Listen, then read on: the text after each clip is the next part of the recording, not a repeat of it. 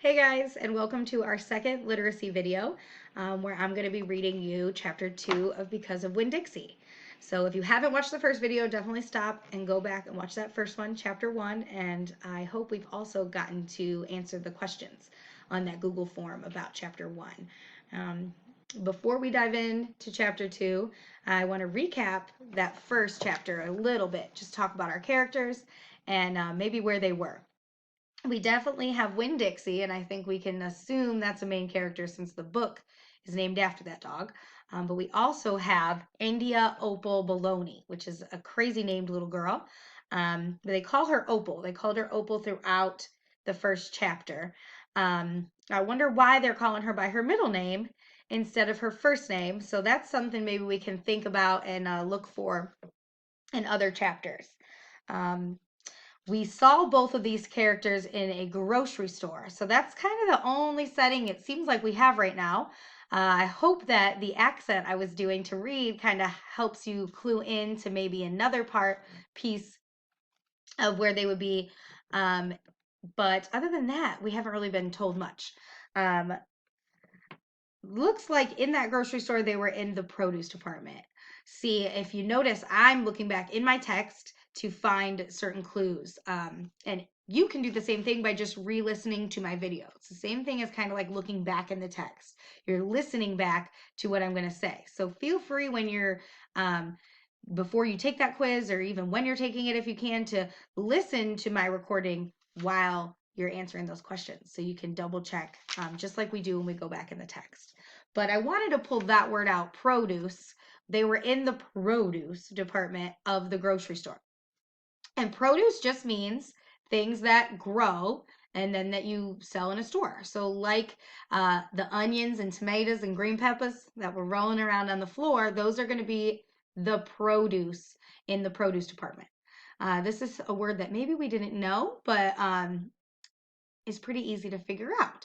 So when you see this word produce, think of things that farmers have grown and then they're trying to sell in a store. They're trying to sell the produce. I'm going to do that. I'm going to try to pull out some words from the previous chapter and recap it before we move on to our new chapters. But without further ado, I think we've recapped enough, and I hope you guys are liking this book. Let's get on to chapter 2 of Because of Winn-Dixie. That summer I had found Winn-Dixie was also the summer that the preacher and I moved to Naomi, Florida, so he could be a new preacher at the Open Arms Baptist Church of Naomi.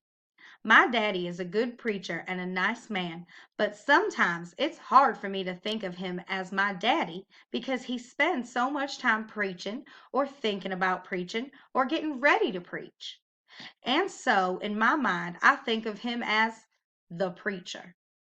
Before I was born, he was a missionary in India, and that is how I got my first name. He calls me by my second name, Opal, because that was his mother's name, and he loved her a lot. Anyway, while me and Winn-Dixie walked home, I told him how I got my name, and I told him how I just moved to Naomi. I also told him about the preacher and how he was a good man, even if he was too distracted with sermons and prayers and suffering people to go to the grocery store. But you know what? I told Winn-Dixie. You're a suffering dog. So maybe he'll let me keep you. Maybe he'll take you right away. Winn-Dixie looked up at me and wagged his tail. He looked he was kind of limping, like something was wrong with his leg. I had to admit he stunk bad. He was an ugly dog, but I already loved him with all my heart. When we got to the Friendly Corners trailer park, I told Winn-Dixie that he had to behave right and be quiet because this was an all-adult trailer park. And the only reason I got to live in it was because the preacher was a preacher and I was a good, quiet kid. I was what the Friendly Corners trailer park manager, Mr. Alfred, called an exception.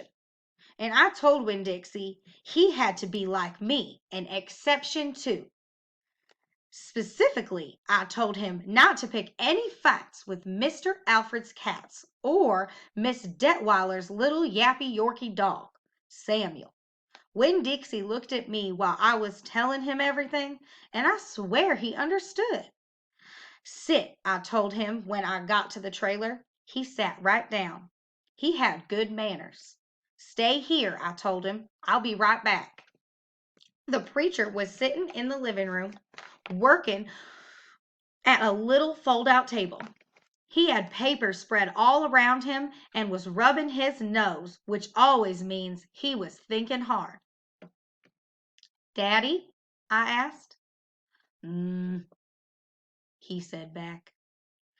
Daddy, you know how you always tell me that we should help others less fortunate than ourselves? He said. He rubbed his nose and looked at his papers.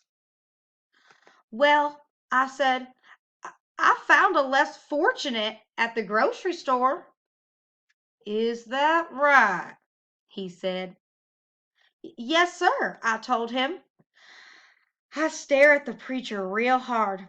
Sometimes he reminded me of a turtle hiding inside his shell, in there thinking about things and not ever sticking his head out into the world.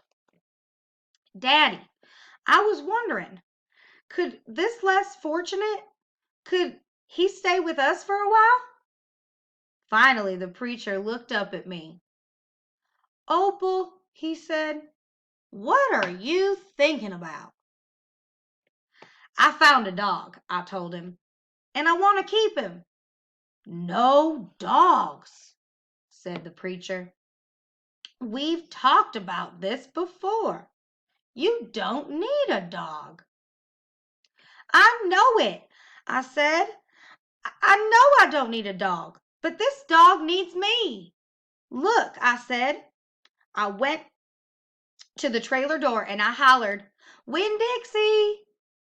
Winn-Dixie's ears shot up in the air, and he grinned and sneezed, and then he came limping up to the steps and into the trailer, put his head right in the preacher's lap, right on top of all his papers. The preacher looked at Winn-Dixie. He looked at his ribs and his matted up fur and the places where he was bald. The preacher's nose wrinkled up. Like I said, the dog smelled pretty bad. Winn-Dixie looked up at the preacher. He pulled back his teeth and showed the preacher gums and showed the preacher all his crooked yellow teeth, wagged his tail and knocked some of the preacher's papers off the table. Then he sneezed and some more papers fluttered up onto the floor. What did you call this dog? The preacher asked. Winn-Dixie, I said. I was afraid to even say it too loud. I could see Winn-Dixie was having a good effect on the preacher. He was making him poke his head out of his turtle shell. Well, said the preacher, he's a stray if I ever saw one. He put down his pencil and scratched Winn-Dixie behind the ears. And a less fortunate, too. That's for sure. You looking for a good home? The preacher asked, real soft to Winn-Dixie. Winn-Dixie wagged his tail. Well, the preacher said, I guess you found one. All right, and that's the end of chapter 2.